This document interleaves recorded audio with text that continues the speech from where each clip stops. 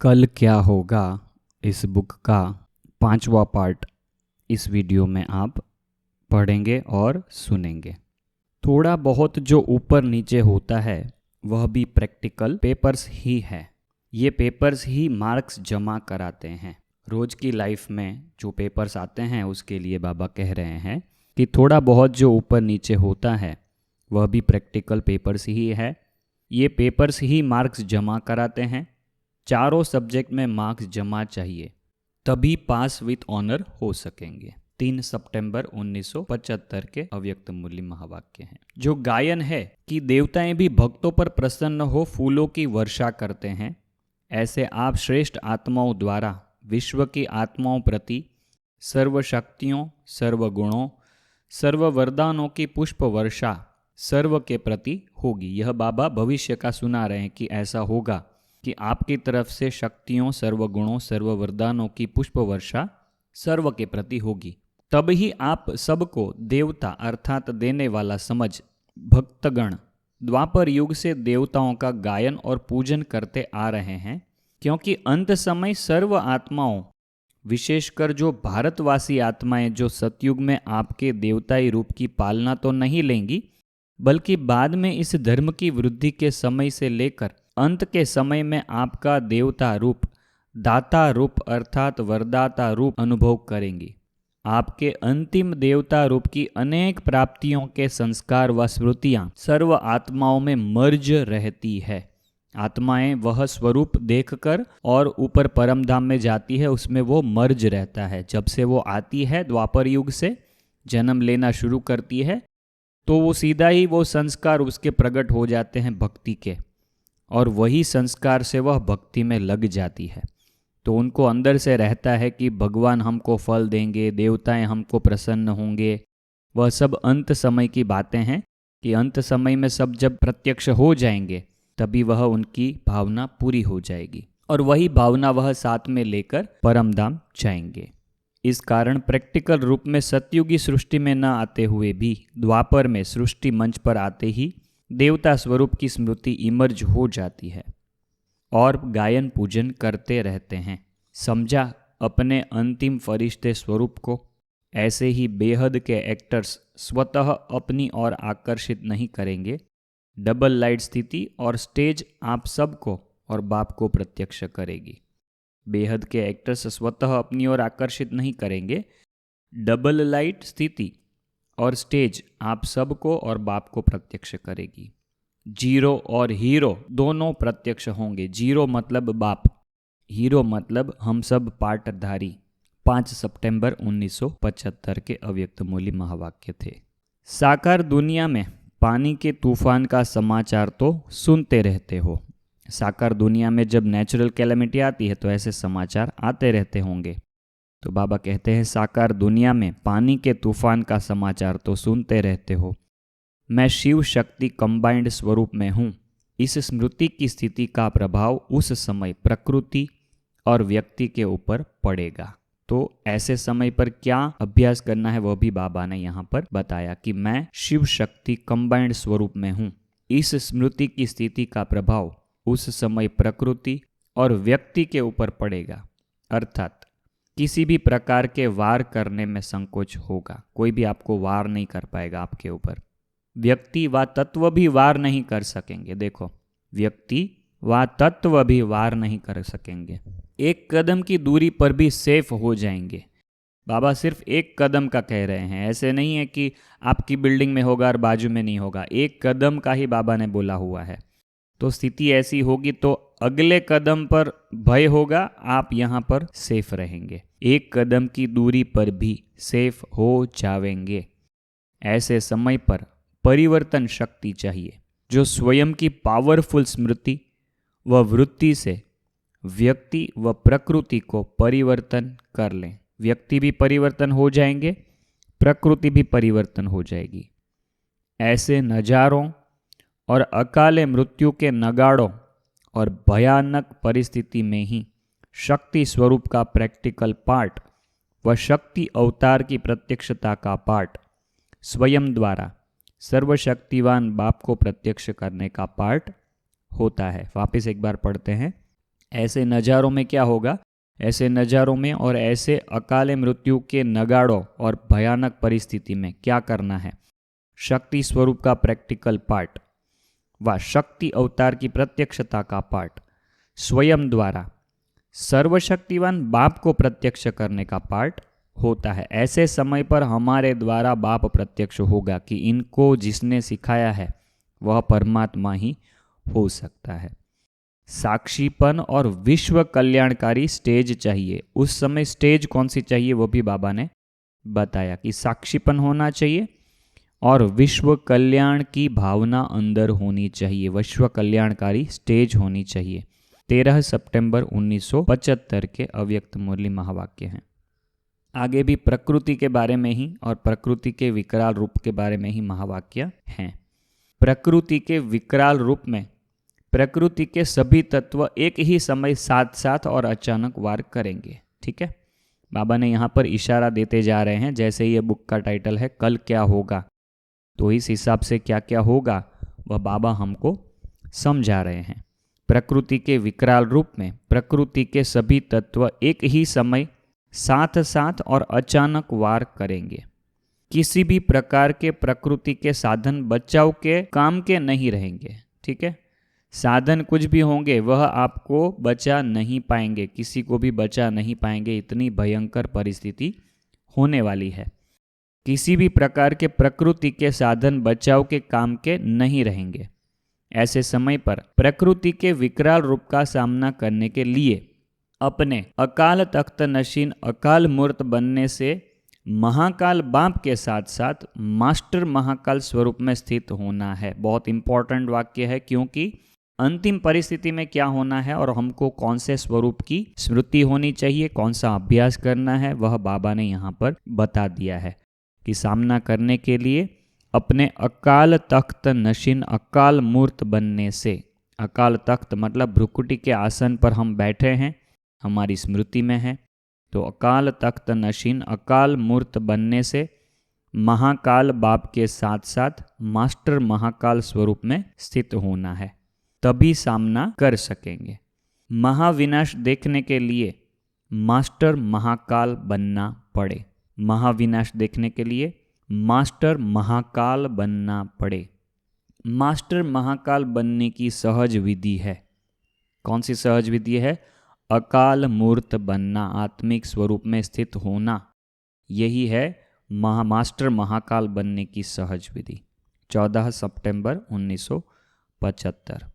जैसे प्रकृति के 5 तत्व विकराल रूप को धारण करेंगे, वैसे ही 5 विकार भी अपना शक्तिशाली रूप धारण कर अंतिम वार अति सूक्ष्म रूप में ट्रायल करेंगे। 3-4 चीज़ें आई इसमें कि जैसे प्रकृति के 5 तत्व विकराल रूप को धारण करेंगे, वैसे ही 5 विकार भी अपना शक्तिशाली रूप धारण करेगा। ठीक है, अभी 2024 चल रहा है, अभी के समय में जो आते होंगे जो परीक्षाएं विकारों की, वह शायद थोड़े थोड़े सूक्ष्म स्वरूप में आती होगी, मगर बाबा ने इसमें कहा है कि विकराल रूप में आएगी, शक्तिशाली रूप धारण कराएगी। ठीक है, तो जब शक्तिशाली रूप में आएगी तभी समझ जाना कि अभी अंत समय आ गया है। तो यहाँ पर बाबा ने बताया शक्तिशाली रूप धारण कर अंतिम वार अति सूक्ष्म रूप में ट्रायल करेंगे। अंतिम वार करेंगे और अति सूक्ष्म रूप में ट्रायल करेंगे, यह भी बाबा ने बताया कि अति सूक्ष्म रूप में आएगी, अर्थात माया और प्रकृति फुल फोर्स से दाव लगाएंगे। माया और प्रकृति दोनों फुल फोर्स से दाव लगाएंगे। यह कमजोर आत्माओं के लिए ह्रास पैदा करने वाला व मास्टर सर्वशक्तिवान के लिए हिम्मत व उल्लास दिलाने वाला दृश्य होगा। ठीक है, क्या बताया बाबा ने कि कमजोर जो आत्मा होंगी उनको एकदम ह्रास हो जाएगा। ह्रास मतलब डर पैदा करने वाला उनके लिए कि अरे ये क्या हो रहा है, इसमें कैसे पास होंगे वगैरह वगैरह संकल्प आएंगे, जो कमजोर आत्माएं हैं उनके लिए। और जो मास्टर सर्वशक्तिवान आत्माएं हैं उनके लिए वह दृश्य हिम्मत और उल्लास दिलाने वाला होगा। ऐसे समय कौन सी शक्ति चाहिए वो बाबा ने बताया। ऐसे समय समेटने की शक्ति चाहिए। बस यही संकल्प हो कि अब अपने घर गया कि गया, अंतिम समय में कौन सा संकल्प होना चाहिए। यहाँ पर बहुत अच्छी बात आई कि अंतिम समय में जब जा रहे हैं, शरीर छोड़ रहे हैं, तो कभी क्या संकल्प होना चाहिए, वह यहाँ पर बाबा ने बताया कि क्या सोचना है कि अब अपने घर गया कि गया। ठीक है, उस समय ट्रांस की मदद नहीं मिलेगी। ट्रांस की मतलब आप ये कह लीजिए कि बाबा की मदद से जिसको साक्षात्कार होते रहते हैं, तो ऐसी कोई मदद नहीं मिलेगी। हमारी पुरुषार्थ से ही हमको जाना है। ऐसे समय पर श्रीमत लेने के लिए वॉइसलेस की स्थिति से वायरलेस की सेटिंग चाहिए। ये बाबा बहुत बार मुरलियों में सुनाते हैं कि आपका सेट वॉइसलेस होना चाहिए। वॉइसलेस मतलब विकार रहित, एक सूक्ष्म में भी विकार हमारे अंदर न हो। वॉइसलेस की स्थिति से वायरलेस की सेटिंग चाहिए, तभी वह वायरलेस मतलब भगवान के पास से जो आपको मैसेज मिल रहा है कि यहाँ जाओ, ये करो, कुछ अच्छी प्रेरणाएं मिल रही है, उनसे कनेक्शन जुट रहा है अंतिम समय में, वह सब वॉइसलेस की स्थिति होगी तो ही वो वायरलेस काम करेगा, वरना दुनिया के साधन तो सब समाप्त हो जाएंगे। आप ना तो मोबाइल से सुन पाओगे, ना तो कुछ मुरली पढ़ पाओगे, सब बुद्धि के ऊपर आधार रहेगा। जरा अंश के भी अंश मात्र विकार वायरलेस के सेट को बेकार कर देगा। विकार का थोड़ा भी अंश भी होगा अंदर, तो वह इस वायरलेस के सेट को बेकार कर देगा। महीन रूप से चेकिंग करने से ही प्रकृति व 5 विकारों की अंतिम विदाई के वार को विजयी बन सामना कर सकेंगे। महीन रूप से चेकिंग करेंगे तो क्या होगा? प्रकृति व 5 विकारों की अंतिम विदाई के वार को, अंतिम विदाई का जो वार होगा प्रकृति का और 5 विकारों का, तो उसको पहले तो पहचानना पड़ेगा। तो वह महीन रूप की चेकिंग चाहिए। बाबा ने कहा तभी आप उसको समझ सकेंगे और तभी उसका सामना कर सकेंगे। 5 विकारों की अंतिम विदाई के वार को विजयी बन सामना कर सकेंगे। यही प्रकृति वार करने के बजाय बधाई के नज़ारे सामने लाएगी। प्रकृति भी अंत समय में वार करने के बजाय बधाई के नज़ारे सामने लाएगी।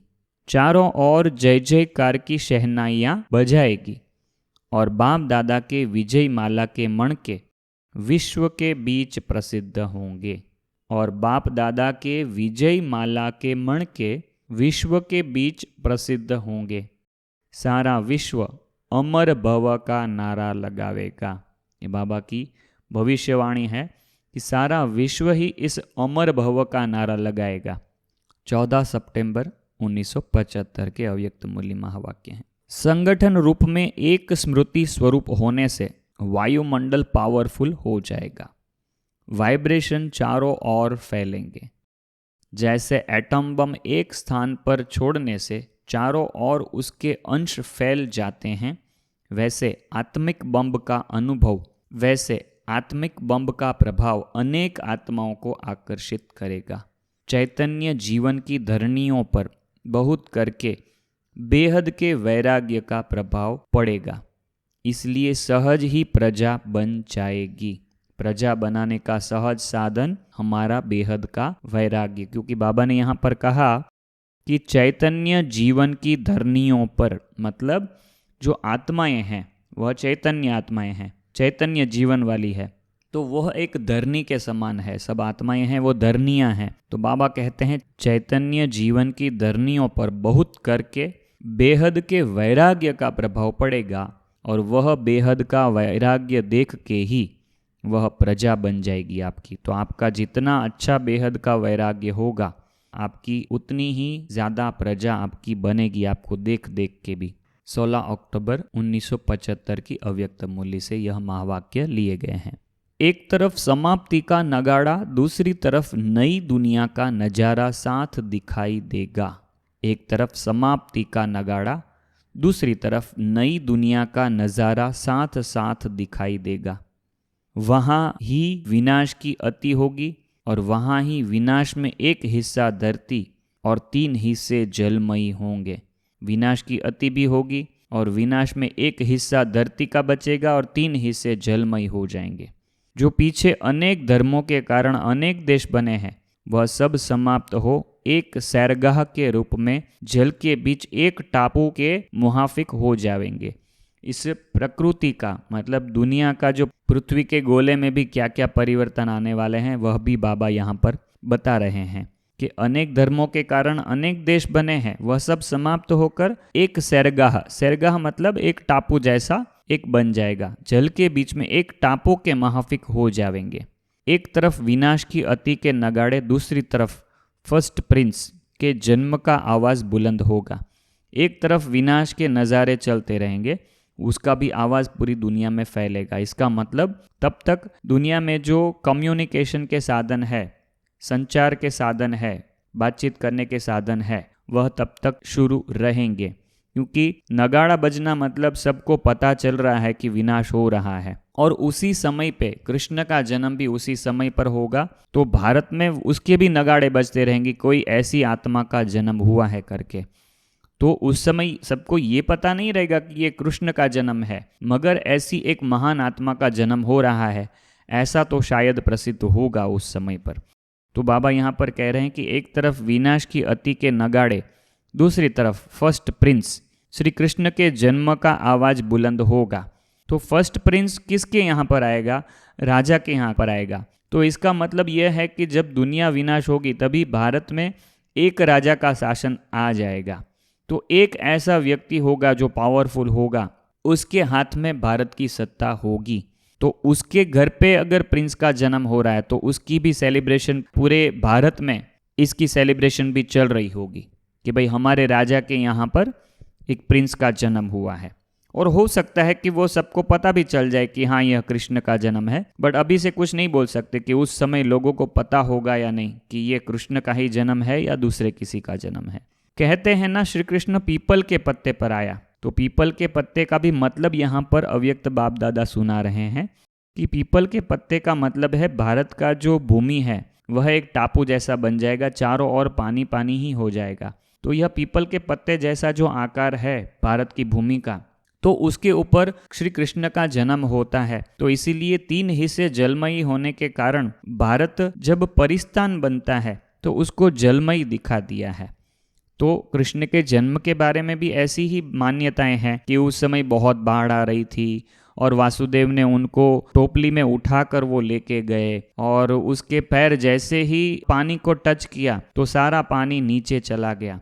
तो इसका भी एक सूक्ष्म भावार्थ यह है कि जब कृष्ण का जन्म होता है तभी इस दुनिया में बहुत सारी प्रकृति की उथल पुथल चलती रहती है। तो शायद ऐसा हो सकता है कि वह उथल पुथल बहुत आखिरी उथल पुथल होगी, और उसके बाद जैसे ही श्री कृष्ण का जन्म हुआ मतलब उनके पैर इस धरती पर पड़े और यह पूरी जो पृथ्वी की जो प्रकृति है वह शांत हो जाएगी, और तब तक सब साफ सफाई का काम हो गया होगा। तो इसमें बहुत सारे सूक्ष्म राज हैं जो हमको समझने लायक हैं। परिस्तान बनता है भारत तो उसको जलमयी दिखा दिया है। ऐसे जलमयी के बीच पहले पत्ते के जन्म का, ऐसे जलमयी के बीच पहले पत्ते का, पहला पत्ता मतलब नया जो झाड़ है, नई सृष्टि रूपी झाड़ है, तो उस कल्प वृक्ष का नया झाड़ का नया पत्ता, पहला पवित्र जन्म, तो वह चारों ओर आवाज बुलंद होगा कि फर्स्ट प्रिंस प्रत्यक्ष हो चुका है। अब यह आवाज कैसे फैलेगा, यह भी एक सोचने लायक बात है कि उस समय क्या यह संचार साधन, टेलीफोन, टेलीग्राम, फोन, इंटरनेट, ये सब क्या होगा जो यह आवाज़ बुलंद करने के लिए माध्यम बनेगा। तो यह एक विचार करने लायक बात है कि कृष्ण का जन्म होगा तब यह संचार साधन होंगे, या फिर जितने लोग वहाँ पर हैं जन्म लिए हुए, जो भी 9 लाख या 18 लाख जो बच्चे होंगे, वह लोग जो एडवांस पार्टी वाले होंगे, एडवांस पार्टी के सहयोगी आत्माएं होंगी, वह जब बच रही है तो उस समय पर उन लोग ने एक दूसरे को मुंह से बोल के, मतलब एक दूसरे को मिल के कह के यह आवाज़ फैलाया होगा। यह भी एक सोचने लायक बात है। तो बाबा कहते हैं आवाज़ बुलंद होगा कि फर्स्ट प्रिंस प्रत्यक्ष हो चुका है। दिखाते हैं ना कि सोने की द्वारिका पानी से निकल आई, दिखाते हैं ना सोने की द्वारिका पानी से निकल आई। 3 हिस्से पानी होने के कारण पानी के बीच सोनी द्वारिका दिखाई देगी। सिर्फ उस बात का पूरा वर्णन नहीं कर सके हैं। यह क्या बता रहे हैं बाबा कि सोने की द्वारिका चारों ओर पानी है और उसमें से सोने की द्वारिका निकल रही है। इसका मतलब ही यह है कि जितना भी हिस्सा पानी के बाहर होगा, टापू के रूप में जो पहले बताया, तो वहाँ पर यह सब महल बनेंगे, सतयुग की स्थापना होगी। तो जो मान्यताएं हैं कि स्वर्ग कुछ था, तो वह स्वर्ग यहीं पर स्थापन होने वाला है और यहीं पर हम देवी देवताएं जन्म लेने वाले हैं और यहीं पर यह ब्राह्मण आत्माएं जो योग तपस्या कर रही है वह वहीं पर जन्म लेने वाली है और वहीं पर उसकी द्वारिका नगरी और सोने की नगरी जो है वो भी वहीं पर स्थापन होने वाली है। इसलिए इसकी मान्यताएं ऐसी है कि सोने की द्वारिका पानी में से निकल आई, मगर पानी में से कुछ ऐसे निकलता नहीं है, पानी के बीचों बीच उसका कंस्ट्रक्शन होता है। सिर्फ उस बात का पूरा वर्णन नहीं कर सके हैं, तो शास्त्रों में इसका पूरा वर्णन नहीं कर पाए हैं क्योंकि यह सब पूरी कॉम्प्लेक्स चीज है जिसको समझना जरूरी है। 23 अक्टूबर 1975 की अव्यक्त मुरली से है। कोई भी देहधारी में संकल्प से व कर्म से फंसना, इस विकारी देह रूपी सांप को टच करना, अर्थात अपनी की हुई अब तक की कमाई को खत्म करना है। जैसे योग अग्नि पिछले कर्मों को, पिछले पापों को भस्म करती है, वैसे यह विकारी भोग की अग्नि पिछले पुण्य को भस्म कर देती है। इसको साधारण बात नहीं समझना। ऐसे पाप आत्मा ज्ञान की ग्लानि कराने वालों को बाप दादा वार्निंग देते हैं कि आज से इस गलती को कड़ी भूल समझकर यदि मिटाया नहीं तो बहुत कड़ी सजा के अधिकारी बनेंगे। प्राप्ति करने वालों की लाइन के बजाय पश्चाताप करने वालों की लाइन में खड़े होंगे। प्राप्ति करने वालों की जय जयकार होगी और अवज्ञा करने वालों के नैन और मुख हाय हाय का आवाज निकालेंगे। इसलिए अभी से अपने आप को कड़ी सजा दो ताकि आगे की सजाओं से भी छूट जाएं। अभी बाप के प्रेम स्वरूप का उल्टा एडवांटेज, उल्टा फायदा नहीं उठाना। बाप के प्रेम का उल्टा फायदा नहीं उठाना, नहीं तो अंत में महाकाल रूप के आगे एक भूल का 1000 गुणा पश्चाताप करना पड़ेगा। अंदर से जो आत्मा में जो पश्चाताप की अग्नि होगी वह वर्णन करना बहुत मुश्किल है। तो यह बाबा ने विकारों के बारे में भी बताया कि अंत समय में इसमें भी क्या होगा, क्योंकि बुक का टाइटल है कल क्या होगा, तो आगे होने वाली बातों का बाबा इशारा देते हैं। तो यह विकारों की अग्नि में फंसना, देहधारी में संकल्प से भी फंसना, इस विकारी देह को टच करना, विकारी सांप को टच करना, तो यह भी बाबा ने बहुत बड़ा पाप बताया हुआ है। तो हमको तो संकल्प तक जाना है कि संकल्प में भी कुछ भी विकार के संकल्प आने नहीं चाहिए, यहाँ तक हमको पहुँचना है। बाबा इतनी ऊंची हमारी अवस्था बनाना चाहते हैं। बाबा कहते हैं कि अगर यह नहीं किया तो जितनी भी की कमाई है वो चट हो जाएगी, तो अंत में बहुत पश्चाताप होगा। तो यह बुक आपको कैसी लग रही है आप हमको कमेंट करके, लाइक करके ज़रूर बताएं, और अच्छी लग रही है तो ज़रूर दूसरों को शेयर करें और आगे के पार्ट भी आप ज़रूर सुनिएगा। यह बुक थी कल क्या होगा। कल जो चीज़ होने वाली है, आगे चलकर जो जो चीज़ें होने वाली है उसके बारे में बाबा ने बहुत सारे इशारे दिए हुए हैं, उसका यह पूरा बुक बना हुआ है। ओम शांति। आपको यह बुक अच्छी लगी हो तो ज़रूर शेयर करिएगा दूसरों को भी। ओम शांति।